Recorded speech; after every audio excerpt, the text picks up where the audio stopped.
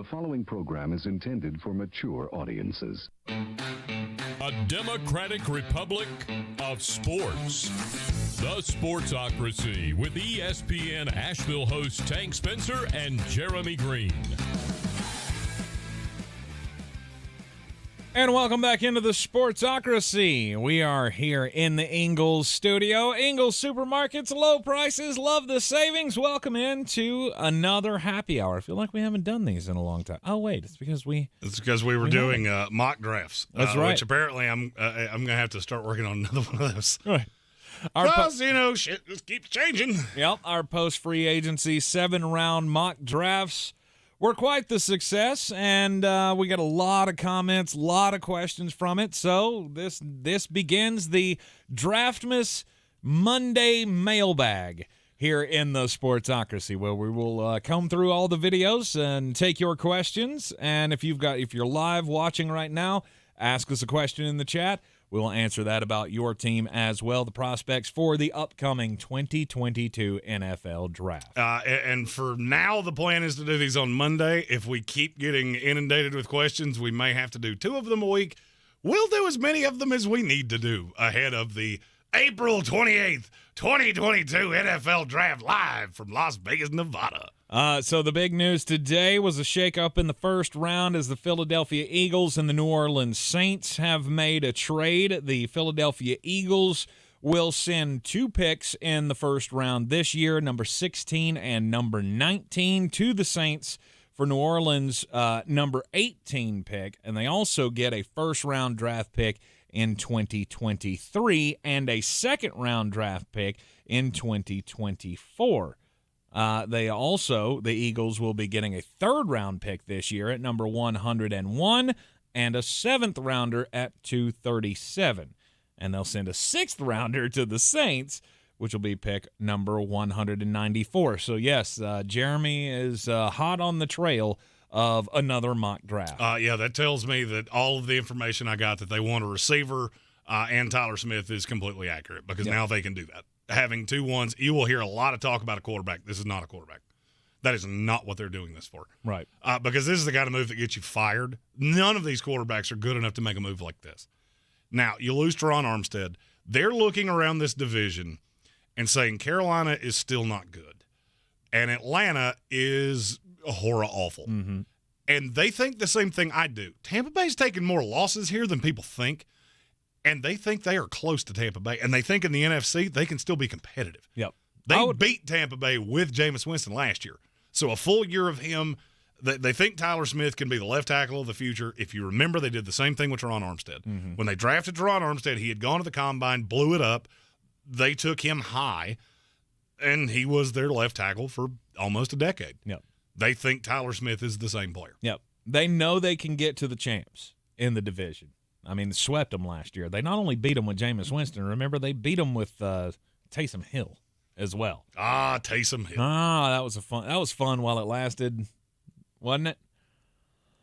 So the New Orleans Saints, they make the trade with the Philadelphia Eagles. And being asked in the comments is rumors about Terry McLaurin being traded from the Washington Commanders? You're going to hear – you're going to hear stuff like this throughout the process. Basically, until these teams shut it down, you're going to keep hearing this. Mm-hmm. And it's just the way it goes. You've got an asset. There are a lot of teams that are really – they crave talent like that. It's the same reason you're hearing this about A.J. Brown. It's the same reason you're hearing it about DK Metcalf. You'll keep hearing it until it's either done or it goes away. Mm-hmm. And I do think one of them is going to get moved. It's just a question of who is it. The Terry McLaurin thing makes 0 sense to me. I'll be really honest with you. You can kill most of these rumors by just asking yourself the question, does this make any sense? You gave up this much to go get Carson Wentz. And now you think you're going to go, rookie Curtis Samuel, Logan Thomas? That doesn't make any sense. Right. And you're not completely leveraged into making a decision. A.J. Brown, that's getting loud. The A.J. Brown thing's getting loud. Mm-hmm. And I can't tell you that I think a deal is going to happen. I can tell you there's an interested party. and there's been an interested party, and it makes me so happy. Oh, the New York Jets. It's got to be a New York Jets story if he's that happy. Well, they're interested. They made the run at Tyreek Hill. They've got Chris Olave in today. They've got Garrett Wilson in today. Mm-hmm. So the Jets are not done at receiver. It's just a question of what do you end up doing. And as of right now, you can't really answer that question. Mm-hmm. There's still a lot of time before the draft. So am I going to rule out that there's going to be a cataclysmic move between now and the draft? No. Yep. And I think it would be foolish to do so. All right, let's jump into some of the questions here from our post-free agency 7-round mock drafts here in the Sportsocracy. If you haven't already, hit that subscribe button so you get all of our team-by-team content throughout the Draftmas season, as we only have 24 days until the big day at the end of the month. Draftmas tree, Draftmas tree. First one comes to us from Sean Cook regarding the Dallas Cowboys. What do you think about Derek Stingley Jr. possibly landing with the Cowboys in the first round of the draft? I don't think Derek Stingley is going to fall that far. I mean, I've been doing this for a while, and you do this every year. There's a player with questions, and all of the sudden, they fall like a rock for some reason. Well, 9 times out of 10, by the time we get to the draft, that's not ended up being the case. Mm-hmm. And I would say that's probably where this ends up. I look at Baltimore as probably the drop dead for Stingley. I don't see how he's going to get by them. Somebody else asked, could the Chargers be the one that they do the same thing they did with Derwin James, and they stop his free fall on draft night? I even think that's a little low. At 17? I think that's a little low. I mean, look, the knock on Derek Stingley is, his best year was his freshman year. Mm-hmm. Yeah, his freshman year was also one of the best years we've ever seen out of a corner. So you have to take that into account. Is that, yeah, there was inconsistent tape. There were some injury things. But this is a draft where nobody feels great about it. There's not a lot of players you feel great about. Universally, the players I hear positive things about, virtually everybody sees some positive in Ike McQuanu. Mm-hmm. Virtually every person I talk to sees some positive in Evan Neal. And virtually every person I talk to sees some positive in Trayvon Walker. Other than that, there are teams that love guys. There are teams that hate guys. Kayvon Thibodeau. I keep seeing Thibodeau forward to the Jets. They don't have to. Mm-hmm. He interviewed so poorly, and Stingley did not really have that problem. The problem with Stingley is the injuries and the tape. So, I mean, if he fell to Dallas at 24, yeah, they would happily, just like Pac-Man, just go nom, nom, nom, nom, nom, nom. Yeah. But I don't think it's going to get to that point. I don't know that I can. I don't think I can see Derek Stingley falling any farther than 12 to the Minnesota Vikings.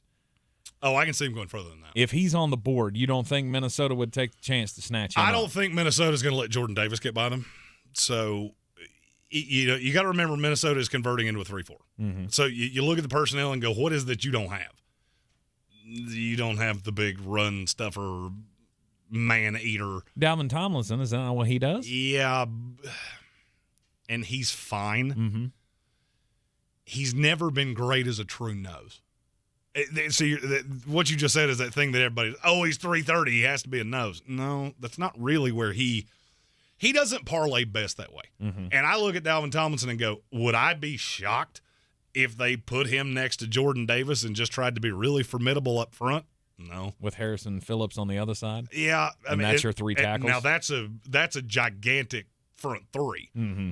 But you also have to remember you're going to be converting Daniil Hunter to standing up, which he's never really done before. Zadarius Smith, Yep. that one, he is at least comfortable in it. Yep. But one of the things that Minnesota has not necessarily going in their favor is that they're making this switch. And Ed Donatel has said, well, or not Ed Donatel. He's in It'll Come to Me. Oh, shit. What is his name? Who are you trying to think of? I'm trying to think of is it Ed Donatel? Yes, Ed Donatel. Okay. The reason I was doubting, I don't know why I was doubting myself, is that they're going to run multiple fronts, and, there's going to be an element of 3-4. and they do like Jordan Davis. So I can see Derek Stingley getting past them. It's just a question of how far will he go. Mm-hmm. And I just really struggle. I mean, I'm looking at this now where Philadelphia is. I don't see how he gets by Philadelphia. I don't really see how he gets by Baltimore. So to me, the drop dead is that would keep him away from the Cowboys. That would keep him away from the Chargers. Right. I just don't think he's going to get that far. Okay. All right. So Derek Stingley to the Cowboys. Answer is probably not. He won't last. If he lasted that long, they would be all about it. But I don't see a real path that's going to happen. Okay. This question comes to us about wide receivers. L. Clark says, I would never take David Bell over George Pickens, Alec Pierce, or even Justin Ross. Well, the Justin Ross thing's insane. I agree. To say you wouldn't take him over Justin Ross is absolutely insane. And the reason that I wanted to talk about this question, I understand why people get finicky about receivers that are slow. Mm-hmm. I also feel like you have to watch the tape. The hate on David Bell is insane. He is in that George Karlaftis area now of every time I've done one of these, no matter what team it is winds up with him, their fan base goes, oh, I would never draft him. Well, you should. You should. The Chicago Bears did it the first time I did this. Oh, I would take Alec Pierce over him. I wouldn't, and I wouldn't even think about it. Mm-hmm. Alec Pierce is very raw for what he is. And look, I'm not – your opinion's your opinion. There's a reason that there are so many people that do what I do. I just look at David Bell and go, at some point productivity has to play a role, and you have to understand he was on a team that was just absolute pure dog shit offensively, especially once Rondale Moore was gone. And I just look at that and go, there's more natural talent in that player. Now, the Justin Ross thing, I feel like you're not taking into account that there are teams that will not have him on the board because they won't pass him medically. Right. And that's – and now the other part of this is George Pickens. George Pickens has medical red flags that some teams are not going to be able to get past. There's not. He played one game really after the knee injury at Georgia. Mm-hmm. So can you like him better? Absolutely. But you have to remember that for teams that make these picks, this is not like shooting fish in a barrel. This is not, I just like that player better. There are a lot of mitigating factors here. And I feel like people watch the 40 with Pickens where he ran a 4.44 and everybody goes, that's – or I think they moved that to a 4.47 or something like that. They look at that and go, he's so fast. Well, he didn't play that way. I've never seen him play that way. Mm-hmm. And now David Bell runs in the 4.6s, but I've seen him look like a sub 4.5 receiver on the field. So to me, there's a merit to that. I think somebody's going to get a steal in David Bell, and the hate on him it's too aggressive to me. Okay. Classic Clay asks in the comments, who does Miami need to continue to raise their position in the power rankings? Who do they need? I feel like they need a center. I know they were front and center at Boston College's pro day, so that's what really makes me think that they're going to have some interest in Alec Lindstrom. And he's a player that fits what they're looking to do. I mean, you got to say they don't pick any time early.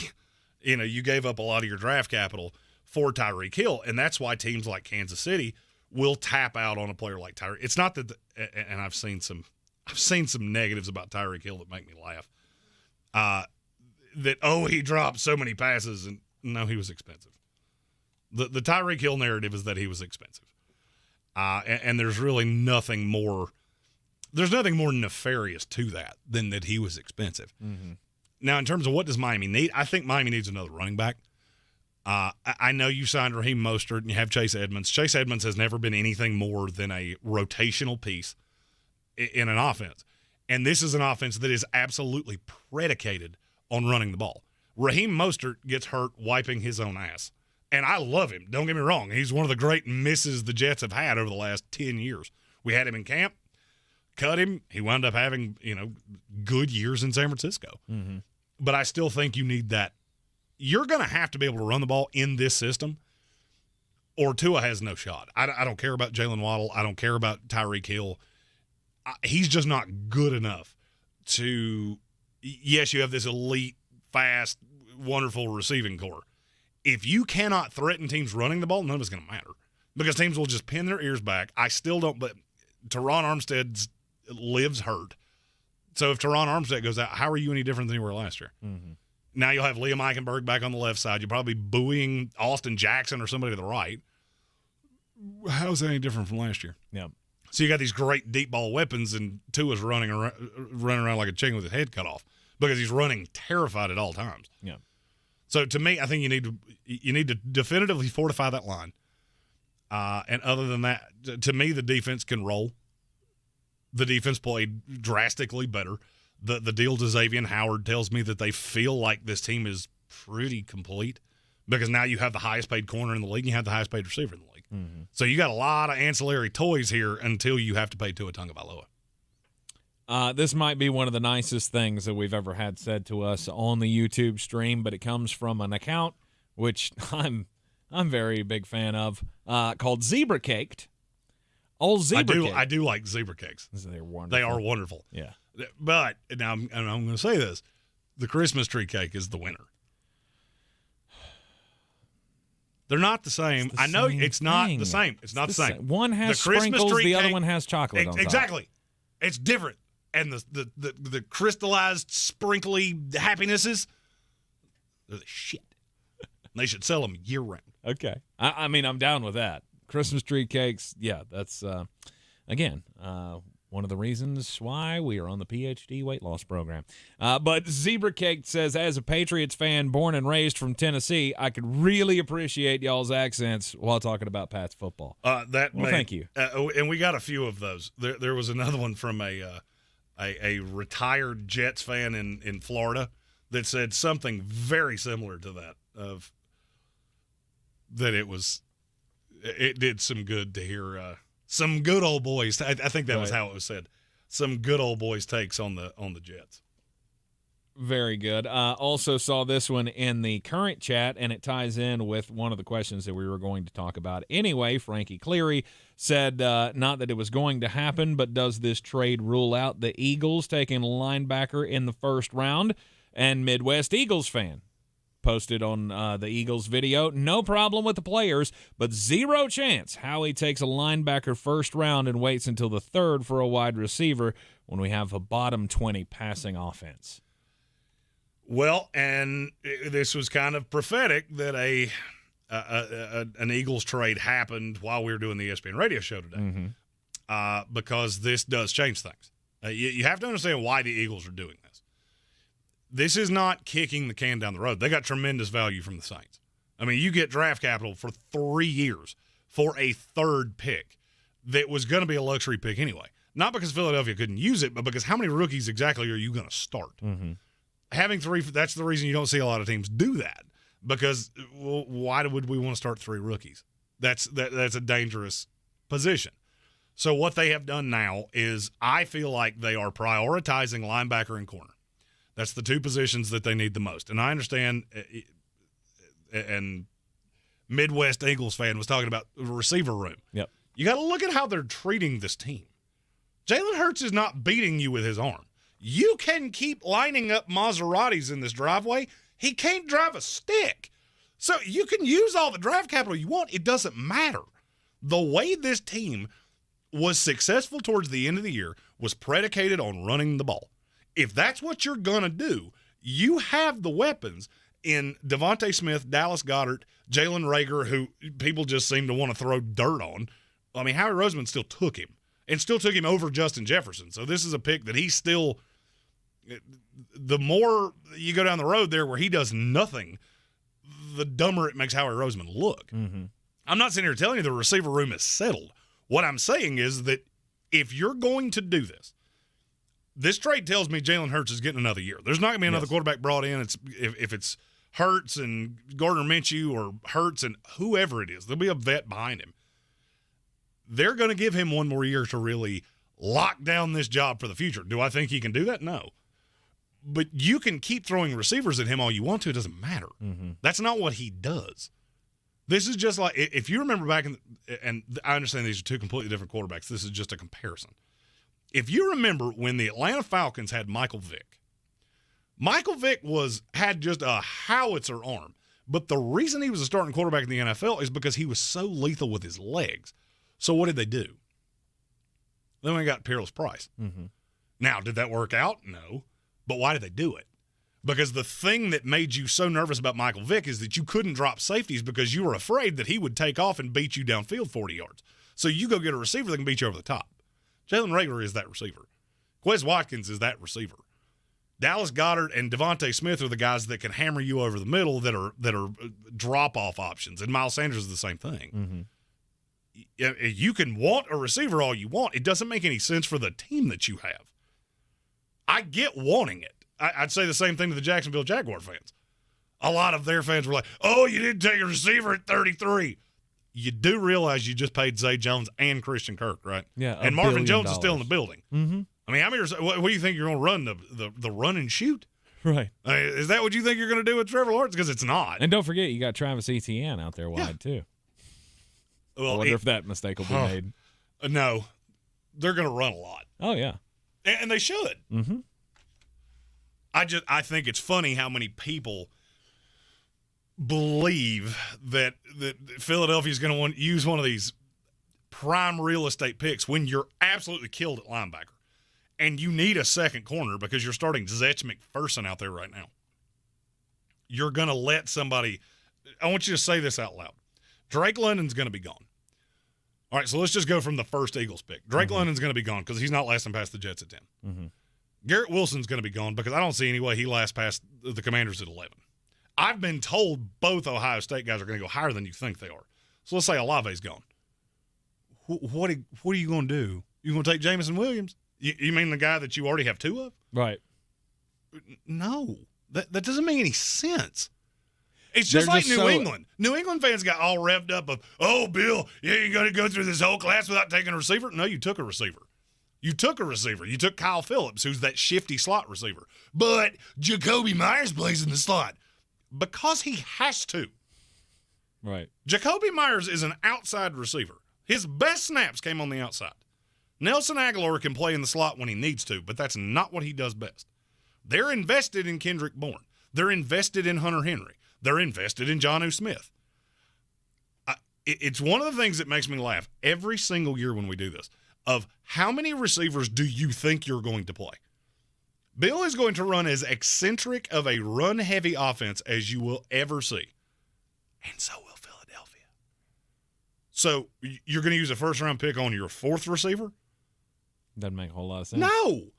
And I think that's one of the things that maybe we didn't do so well when we did the mock drafts is explaining who was on the board. Mm-hmm. Because when New England came up, Jameson Williams was gone. Garrett Wilson was gone. Chris Olave was gone. Drake London was gone. So now you're into Treylon Burks. Okay. So you want a big-bodied receiver playing out of the slot. You do realize that's not going to help you in the way you think it will. And Treylon Burks, the next person that tells me he has to play out of the slot, I swear to you, I'm going to rip a chunk of my hair out. Eagles fans are just so done with Jalen Reagor. And I get it, but you have to remember, it's not like you haven't had a regime change here where Howie Roseman can just wipe his hands of this and go, I'm out. I just boo-boo kitted it. No, that's going to make you look stupid because you took him ahead of Justin Jefferson. Mm-hmm. So he's going to get every opportunity to succeed. It'd be one thing if this was a different GM that has no loyalty to him whatsoever. Right. You're still going to have to get over I took him ahead of Justin Jefferson. All right, answering another one from the chat here. Guy asks, will Arnold Ebbacate or Cair Elam go in the bottom of the first round? Cair Elam, no. Ebbacate has a shot. It would have to be with a very specific team. And here's my problem with him. I don't see how he's going to go ahead of Boye Mafe. I just don't see it. I don't see how you can take one ahead of the other. And I understand they do different shit, but I don't understand how – I don't see a drastic difference between Ebbacate and a slew of other players. I would say he probably projects in the middle of the second round. He is a player I've been told to watch that they could end up in the back of the first. I don't see it, but a team could do it. Okay. All right, so no on Cair Elam. He will get pushed down to the second round, probably high, mid, second round. for some reason, I can't stop putting him with Minnesota. It's where he's been every single time I've done this. Okay. And then Ebbacate, who knows where he could go, but he could go at the back end of the first round. I think one mock draft I had him like 18 or something. Yeah, that's insane. And that's it was, yeah. That's not going to happen. He won't go that high. No. Okay. Absolutely not. All right. Back to the comments here from our post-free agency 7-round mock drafts. If you haven't checked those out, we've got a playlist set up with all of them. You can just watch them all at once if you so choose. D's, nice. D's nuts. My kids are going through the D's nuts phase, and it's driving me crazy. Oh, why do I not have that button? Oh, that's just infuriating. Why do I not have the... We got to recharge your Brave batteries. I got to recharge my board and turn it up. D's says, I agree with every pick except for Dylan Parham in the second for the Commanders. I would have targeted a middle linebacker like Chad Muma, Christian Harris, or Leo Chenal. There's nothing wrong with that. I mean, look, I've said routinely I am a big fan of tandem drafting. I think the Commanders are going to need a linebacker that brings the best out of Jamin Davis. Mm-hmm. Christian Harris could do that. Muma, I really need people to start pumping the brakes on this kid because the hype on him is getting insane. He could fit right there. I think it would be a little bit of a reach, and I like the kid. Mm-hmm. But he's going to be limited to start. And I don't feel like he's exactly necessarily what you're looking for. Leo Chenal, I don't love the scheme fit there with Jamin Davis. He's just not exactly what I'm looking for. I want somebody – Christian Harris, I get it. The only problem is that then you have two linebackers that are really bad in coverage. I feel like teams are going to pick you apart, and that's what I saw. I don't love any of those three fits. They were all three available when Washington picked. I just didn't love the fit. To me, Dylan Parham's a guy that can come in, contribute right away. And there are linebackers in this draft that I think fit better that you could have later in the draft. Okay. How about Andy Johnson? He left this message for us. I will just come out and say it. I've watched hundreds of these draft videos, and I think you're one of the only few that actually knows what the fuck you're talking about. And I greatly appreciate that. And, of course, he was talking solely about you because I add nothing to this. well, you can can tap announce dance picks. and go, Yeah, hey, I can announce you can look picks. through the draft guide and go, this is how you actually pronounce his name because I don't give a shit. Exactly. I'm just here for the pronunciations and the look, fluff. And look, there's a total merit to that because I get the pronunciation guide every single year, and if I could count on one hand the number of minutes that I have ever actually really dug into it. Mm-hmm. Because I don't care. So we appreciate the comments there from Andy Johnson. Freddie Lee says the FS Smoke can – okay, so that's Smoke Monday. Smoke Monday. So the free safety Smoke Monday, can he play Mike linebacker for the Commanders?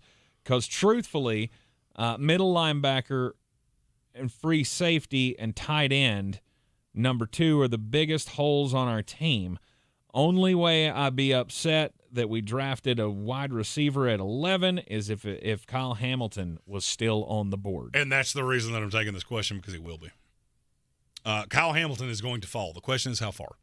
And the answer is, okay, so you take the last question we answered before the wonderful comment said we knew what the fuck we were talking about. Yeah. Kyle Hamilton is the kind of linebacker I'm talking about. That's the kind of guy that fits with Jamin Davis because that's what I think he's going to play.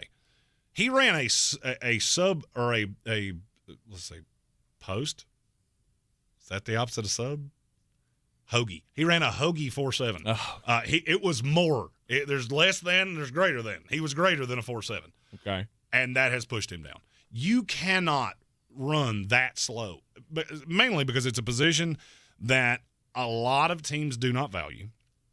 A lot of teams think he's not going to be a deep safety in the league anyway. They think he's going to be an off-ball linebacker. I can tell you there are 2 teams that I know of that are grading him as an off-ball linebacker. And for them, he grades just north of Devin Lloyd. And they're really close. So if you told me Lloyd went ahead of Hamilton, it wouldn't shock me. Now, Washington, to me, is the team that I look at and go, you should take the risk. Mm-hmm.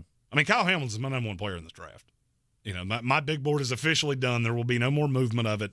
The hell with pro days. They don't mean that much to me anyway. Kyle Hamilton's the best player in this draft. And I don't really think it's super close. Okay. I have Aquanu pretty close to him because there's so little bust rate with him. I love Kyle Hamilton. I do not care how fast he ran a 40. And if I was a fan of the Washington Commanders, that would be – I don't think anything could make me happier than he falls to me at 11, and I can pencil him in with Jamin Davis. I can figure out the back half. Okay. It ain't that hard to find deep safeties in this league. Yep. I mean, I think you could do it across this draft. Now, to the question that he asked about Smoke Monday, Smoke Monday is a player that years ago would have been – kind of a tweener. He's too tall to play safety, not quite fast enough. Now I look at him and go, you're a middle linebacker. That's what you're probably going to play Mike linebacker in the NFL. Mm-hmm. Maybe Sam in the right situation, but you're going to run that Isaiah Simmons kind of hybrid. You just move around and football player it. And I'm going to come up with a term for that. I just don't know what it is. I've come up with it on offense. It's offensive weapon. Mm-hmm. Which is what Deebo Samuel is. He's an offensive weapon. I thought this was the Joker position. It is, but Joe, like you put Joe on the graphic, it looks like he's a baby kangaroo, and I don't want to do that. I need something better than that. Baby kangaroo. That's what they're called. Okay. It's a Joe. It's a Joey. Or a Joey or it's a Joey. whatever. Yeah. No, it's not a Joey. It's a Joe. Okay. A Joey is the dude from Friends. Or Blossom. Whoa. Sorry. There you go. I knew I'd get one. Yeah. Good for you. G-Baby in the live comments asks, will Las Vegas pull some magic with no first 2-round picks? It depends on what you're asking in terms of magic. The thing about the Raiders, and I've had a lot of discussions with Raider fans. And I would totally shout this person out, but I cannot remember who said it. You need to fortify that offensive line. And basically what the comment said was that we know that. We just don't want to admit it because offensive linemen aren't sexy. I totally get that. That's one of the things that people fall into traps of, I hate our draft because it's underwhelming. Somebody else said that about the Cowboys. Mm-hmm. Cowboys had a home run draft in that last mock that I did with Devontae Wyatt and just a slew of other players that would come in and contribute right away. Just because you don't have somebody you can draft on your fantasy team does not mean this was a bad draft. Right. Some of the best drafts I've ever seen, the Chargers last year. Did you draft Rashawn Slater on your fantasy team? No. Oh, okay, I didn't think so. They won the draft last year by this many. More. You can only see this much on the screen. It's more of them. Mm-hmm. So, and look, I know how this works. You want to have a sexy player that you go, oh, look, it's a weapon that can do all these things for us. That's not always what you need.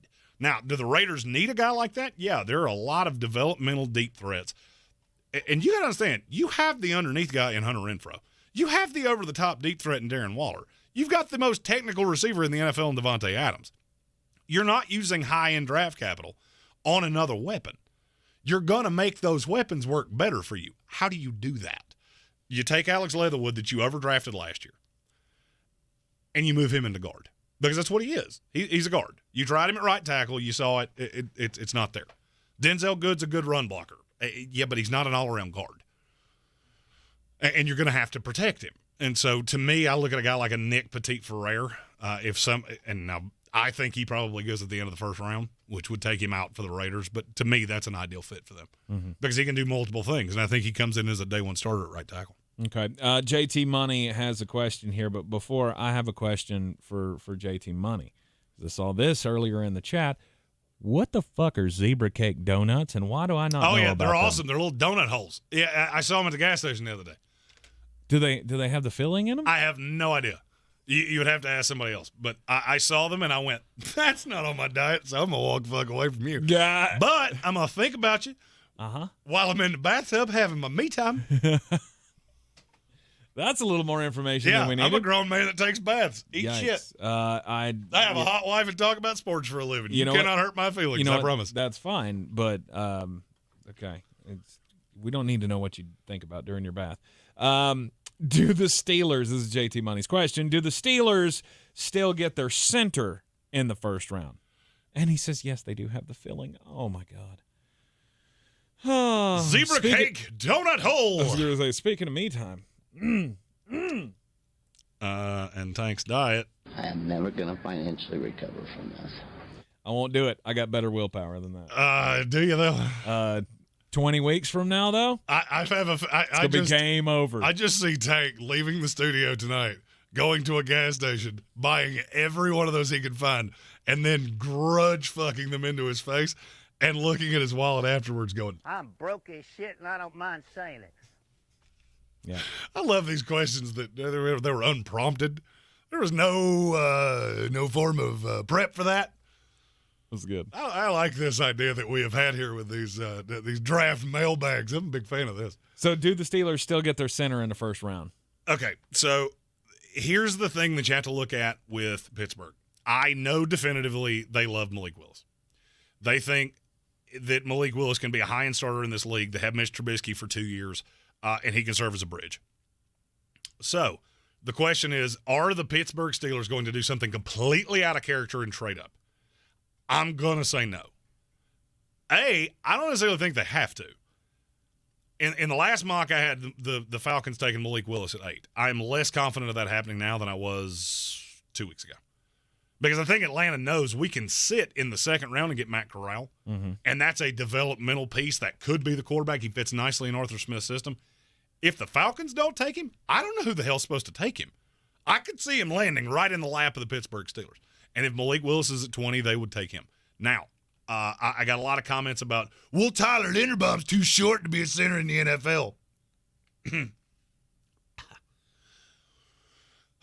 I'm going to be nice. This is the highest graded safety, or highest graded center I have ever graded. In 1 years of doing this, it's the highest graded safety I've ever had. I don't care if he's 4'9". He is a high-end safety in this league, and he would be tremendous for the Steelers. I know that you signed Mason Cole. Mason Cole is called a backup plan. Just because you gave a guy $2 million doesn't mean, fuck it, we're done. Yeah. Who gives a shit? That's why the Steelers have been good for 30 years, because they don't do that. I would say Tyler Linderbaum now is more likely a backup plan. Their A is Malik Willis falls to 20. I would say their B is probably Tyler Linderbaum. Okay, so you don't think you don't think that the Seattle Seahawks are in on a quarterback? No. If Malik Willis is there at 9. I think they're Seattle and Atlanta to me are in the same boat. They have talent deficiencies. Mm-hmm. If you overdraft a quarterback like that, you're pretty much breaking them before you ever put them on the field. See Fields, Justin.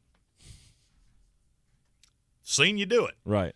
I feel like Seattle and Atlanta feel like they can sit back into the second round and wind up with one of Desmond Ritter, Sam Howell, Matt Corral. And they're fine with that. And I would be fine with that, to be really honest with you. This is one of the only drafts I've ever graded where I am fine taking the second-round quarterback. I just don't care. There's not the high side. I'm telling you right now, Malik Willis in the top 10 will get you FIRRAED, FARD. I think I put the A in the wrong place. You did, but it's fine. Keep moving. That would be FIRAD, but FIRAD. That sounds like some kind of a, I don't know. It sounds like something you need an ointment for. FIRAD. Maybe a visit to your That's fire ass. proctologist. That's completely different.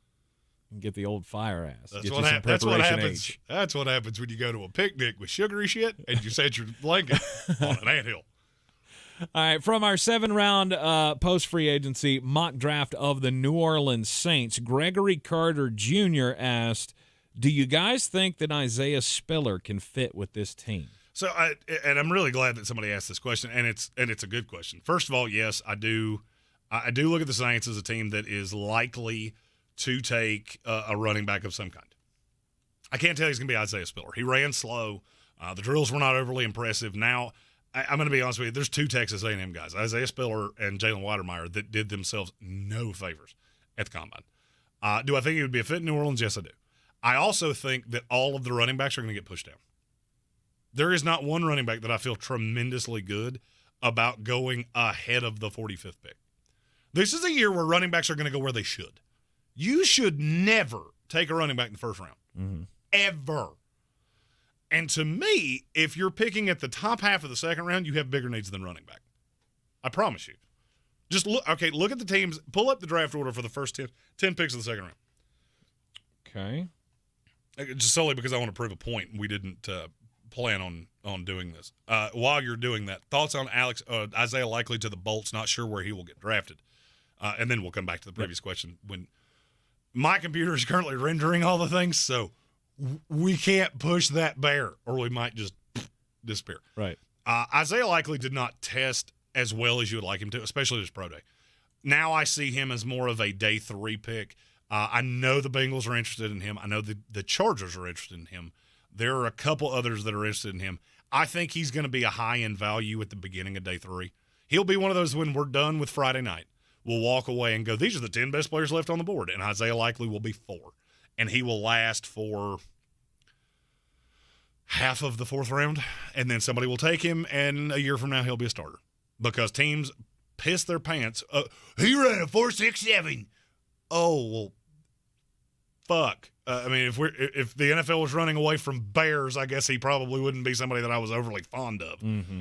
But it's not. So I'm fine with Isaiah Likely. Right. All right. You asked for the top 10 picks in the second round. Okay. You got the Jacksonville Jaguars. Set at running back. Detroit Lions. Set at running back. New York Jets. Not set at running back, but you really tell me that's their third biggest need? Mm-hmm. New York Giants. It would be a backup to Saquon because they basically said, hey, will somebody give us stuffs for Saquon Barkley? And the NFL said, Who the fuck cares? nope. The Houston Texans. Is that the biggest need? No. Would you rather walk out of – first of all, they signed Marlon Mack because the Houston Texans just go, I want every mediocre running back I can have, and I want to hug them and squeeze them and call them charge. God, Houston's – that's the most infuriating – I literally do not give a flying rat's cum stain about the Houston Texans. And yet somehow everything they do makes me angry. It's so many places you could have gone with that. Yeah, and that was the best one. And here's the thing. You do it again, I'll go somewhere else. Yeah, nice. And then you got the Jets again. And see, I could see the Jets using one of those 2 picks, but they like Michael Carter. They want a complimentary back. Mm-hmm. And I'm looking at, okay, so you add Breece Hall. I love Breece Hall. You're telling me that's your 4th biggest need? Because I'm going to say it's not. Chicago Bears. End of message. You need many things that are not running backs. Seattle twice. You already have – I'm not saying you shouldn't add another running back. I'm just saying your second pick in this draft, that's where you're going. And then the Indianapolis Colts.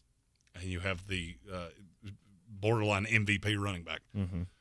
It gets really hard to figure out where running backs are going to go. I caught a lot of flack for, every running back fell in your mock. Yeah, and I think every one of them's going to fall in the draft too. Yeah. In my next mock draft that's coming out next week, I think the highest I talk about a running back's in the middle of the second round. I was going to say after that, you got Atlanta picking next. They could take a running back. Yeah, but that's your biggest need. You're going to lose a year of team control on a team that's just going to be dog shit. On a running back? Nah. There you go. No, not a chance. And I mean, you could keep doing that. Oh, yeah. I mean, and for me, it's Breece Hall, and there is a chasm between him and every other running back in this class. I like Kenneth Walker as part of a rotation. I love him with the Chargers. I want you to do that so bad. All right, also another Saints question here. Billy D3200 says, how do you guys feel about getting Treylon Burks out of Arkansas with the Saints? Well, this is one of those that I wanted to answer this question because my answer is going to be maddeningly inconsistent. Okay. Where does Michael Thomas play? Predominantly out of the slot, right? Correct. Traylon Burks initially is going to play at least 30% of his snaps out of the slot. Not because he can't play on the outside, but because you're going to have to teach him how. He did not run an NFL route tree at Arkansas. And where people, I think, are losing their shit on Traylon Burks is, well, he ran slow. He's going to struggle to separate. Okay. Michael Pittman, does he struggle to separate? No, I didn't think so. Mike Evans, does he struggle to separate? No. Let's see. I'm trying to think of big receivers here. These are just off the top of my head. Keyshawn Johnson, did he struggle to separate?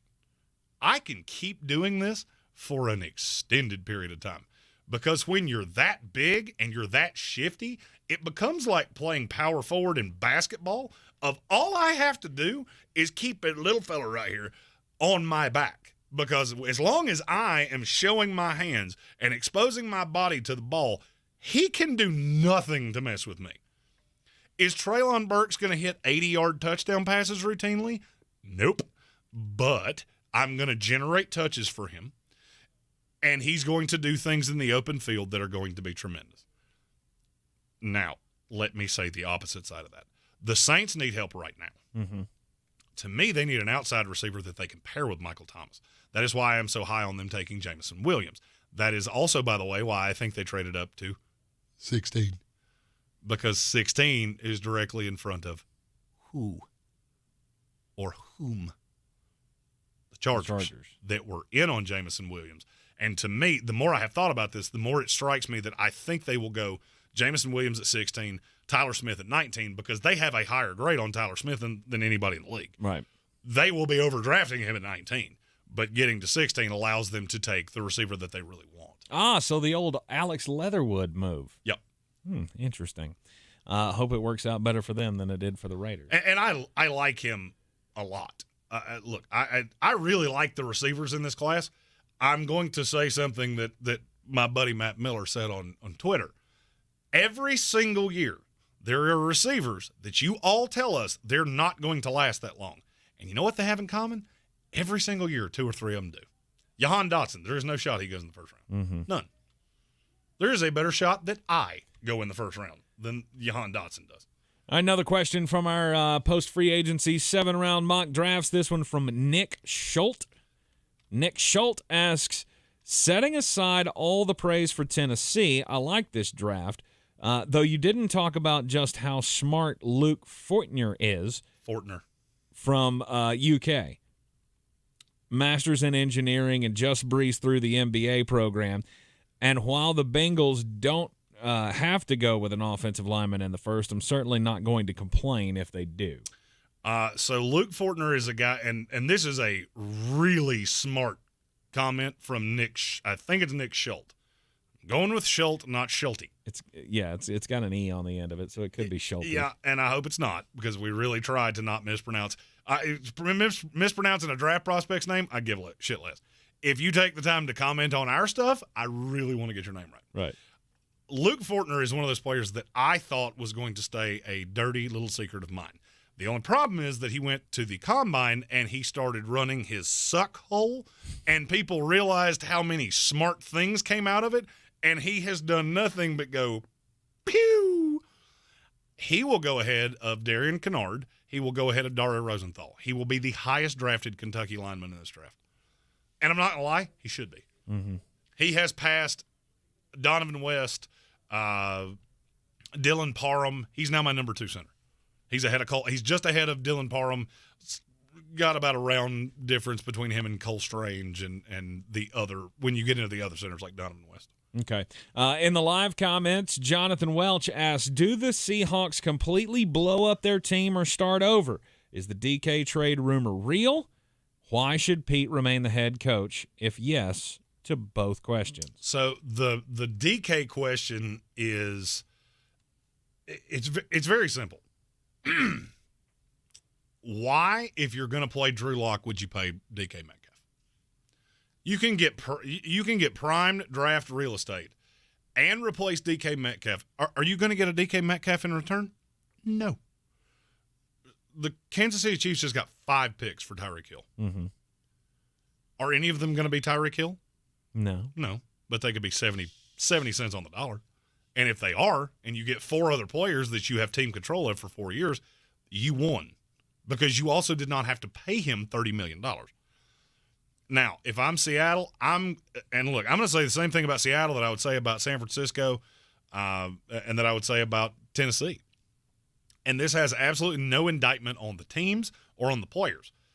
If I had any of those receivers that are getting ready to come into a contract year, I'd be listening to anybody that would talk to me. Look at how good the receiver class was last year. Mm-hmm. Look how good it is this year. Look how good it'll be next year. Do you know why?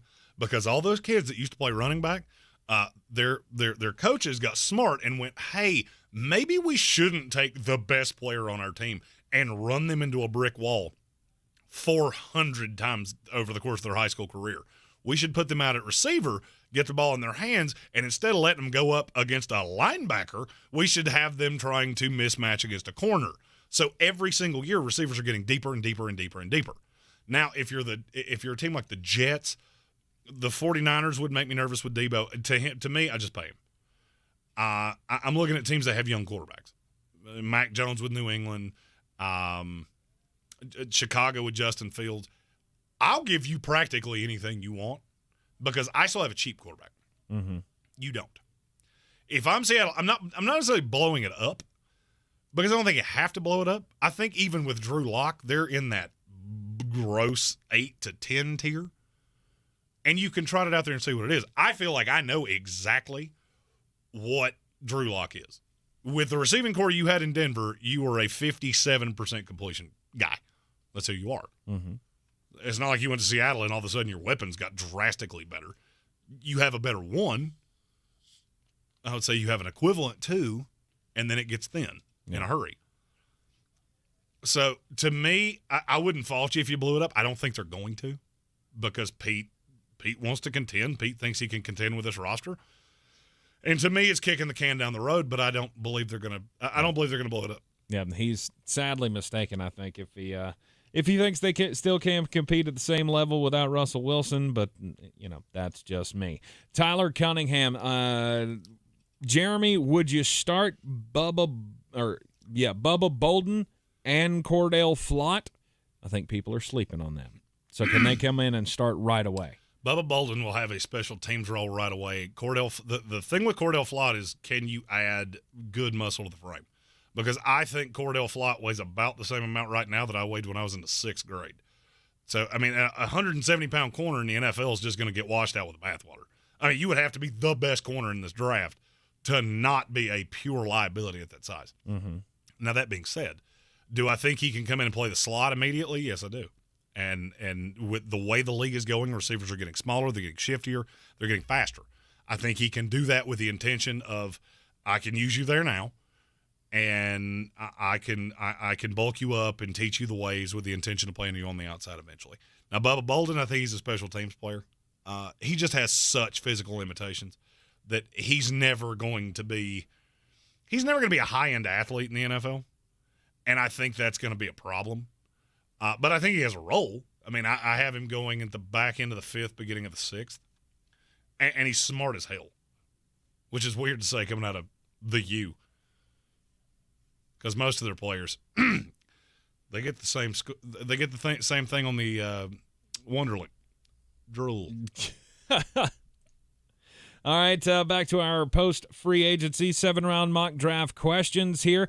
Again, we're going to do this every week. We're going to just pull the best questions or comments from the videos, the individual team-by-team content that will live right here in the Sportsocracy for the, it'll live here forever probably until Jeremy decides that we can't see the videos anymore. But 24 days until Draftmas, so we've got more. Anything.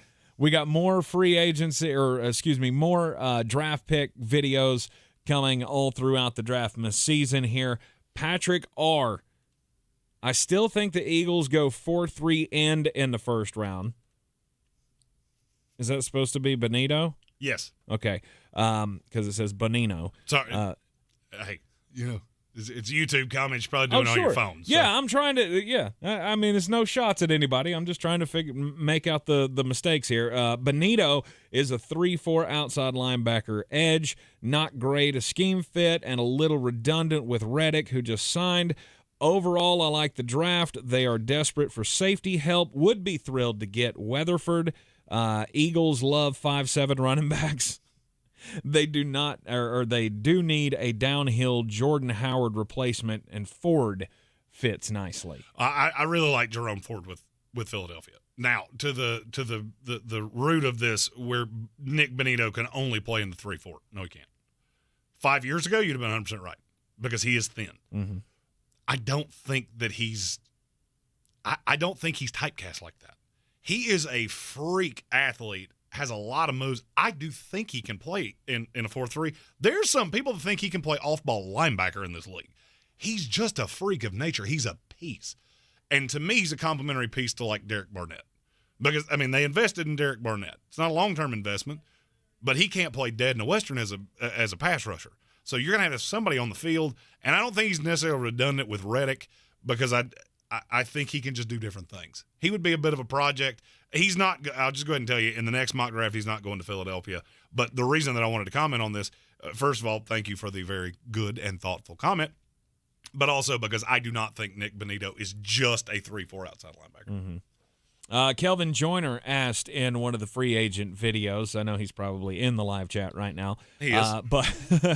But he asked this in the free agent post-free agency mock draft videos. So Desmond Ritter is a more athletic Matt Schaub?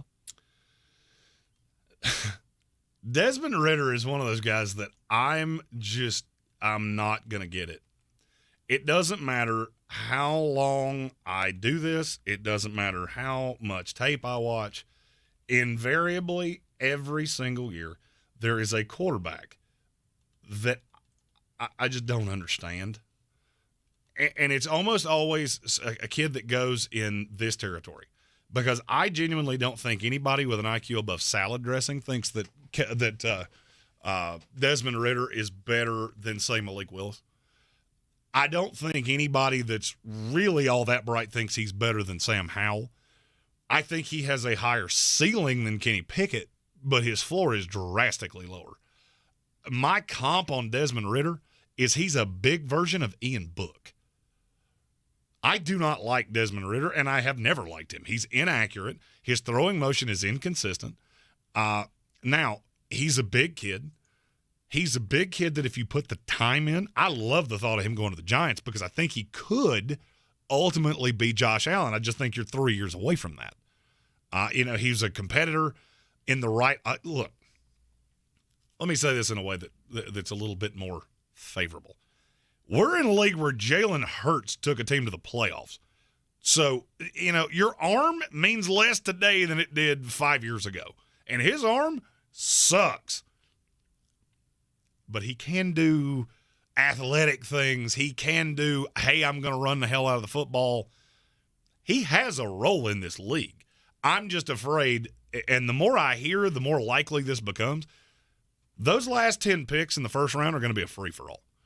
Just straight up, watch the Falcons, watch the Seahawks, watch the Lions. There are a few other teams that I'm telling you, they're going to start moving around like ping pong balls to get these quarterbacks to get that fifth-year option. Mm-hmm. I'm afraid somebody's going to take him in the first round, and that is career suicide to me. This is Jordan Love all over again. You take a guy in the first round, you expect him to be not necessarily a day one starter, but you expect within 365 days of him being drafted that it's his team. That's not going to happen with Desmond Ritter. If it does, you're going to break him. All right, let's close it out here with a few from the live chat to get these out of the way here before we sign off. I don't want anybody's questions going unanswered. And we'll go rapid fire here because we got three in the comment or three from the comments that I want to make sure we get to. There won't be a graphic for it, but want to make sure everybody's questions get heard. Let's see, John DeLon says, will Damone Clark be drafted and make a roster after having season-ending surgery a week ago? He had spinal fusion surgery. I would say at this point he is a late-round flyer. I don't see how he goes any higher than the 7th because there's an entire possibility he's never going to play. But he's so good, and that is not the death sentence that it once was. I could see him being basically a priority free agent that somebody uses a 7th-round pick on. Look at teams that have several 7s. That's where I would say Damon Clark goes, which is really unfortunate because he was screaming up draft boards before they found that genetic thing that required spinal fusion. Yep. Oh, hey, there's Kelvin Joyner. I knew he was in the chat. Always count on our regulars. Do scouts treat players that put themselves in the transfer portal once or twice differently than guys who've stayed in one place for 3 to 4 years? It depends. There are some guys are so competitive that they just refuse to be told that they're not worth being on the field. This comes into, if you've ever wondered why coaches talk to scouts so often, it's as much them selling their guy and the scout asking these questions as it is anything else. Mm-hmm. There are some, it's just a case-by-case basis. There are some guys like, and I'm trying to think of one off the top of my head, Ty Chandler at North Carolina. That kid wanted a shot to play on a high-end team. He did not see the path to him getting touches at Tennessee, so he transferred to North Carolina. No scout in the league's holding that against him. Mm-hmm. Conversely, Caleb Williams is being seen as a kid that's following Lincoln Riley around like a puppy dog. Now, he has 2 years to prove that otherwise. Right. But if he was in the draft right now, there would be teams that had massive questions about why can you only play for Lincoln Riley? Okay. Fair enough.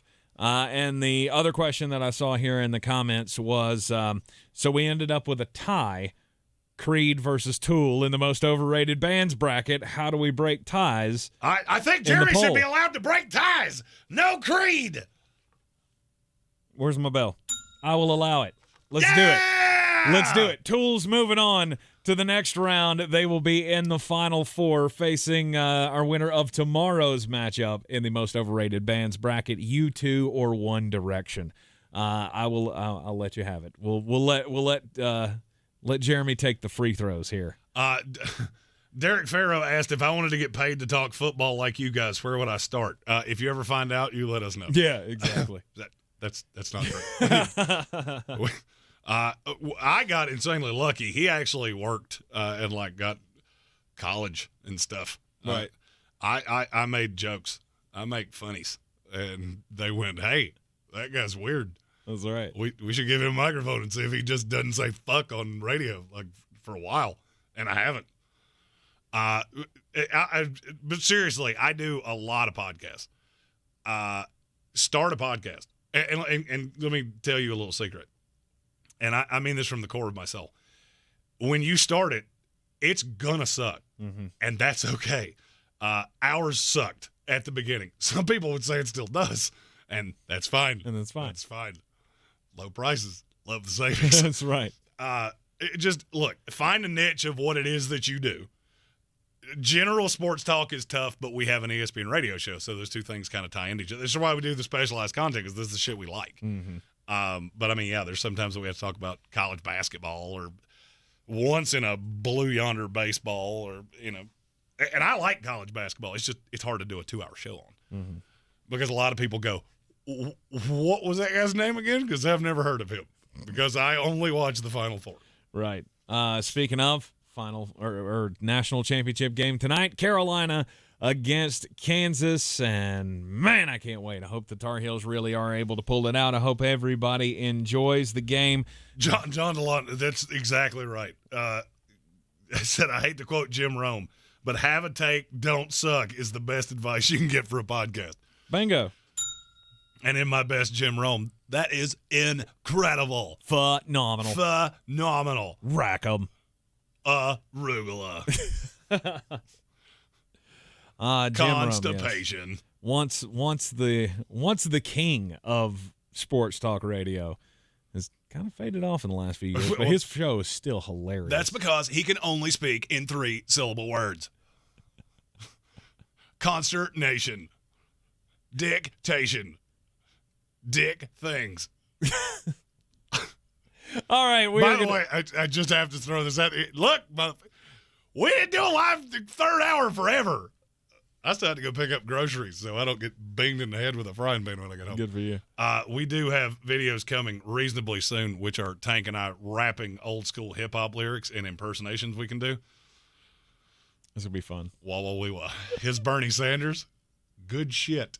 All right, we are going to wrap it up here. Get out of here. I hope everybody has a great evening. You got any more draft questions and all of that? You know we were going to be here for all of the draft content over the next 24 days. And if we missed a question in this one, I feel very sure we're going to end up having to do more than one of these a week. No doubt. So we will try to get to that. Thank you for all the questions and all the comments. We've had over, what was the number I told you earlier? We've had like 35,000 views in the last week, which is fucking cool. Yeah. Because we're two idiots. And the fact that anyone cares what we have to say is just really invigorating. It's phenomenal. Our post-free agency 7-round mock drafts obviously are all out. That's where today's questions came from. We've got a playlist in the YouTube thing. The YouTube here. things. Yeah, this thing over here, the computer screen. We've got the playlist of it. You can watch that. We've also got free agency grades coming out.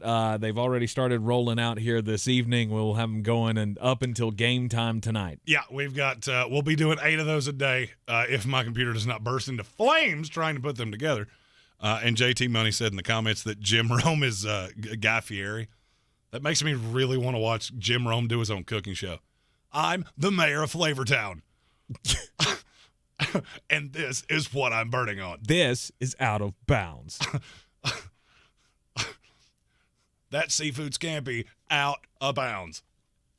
I'm Tank Spencer. He's Jeremy Greene. You can always find us here in the Ingalls studio. Ingalls Supermarkets, low prices. Love the savings. Thank you, everybody, for tuning in, and we will see you back here tomorrow at 3 o'clock live once again.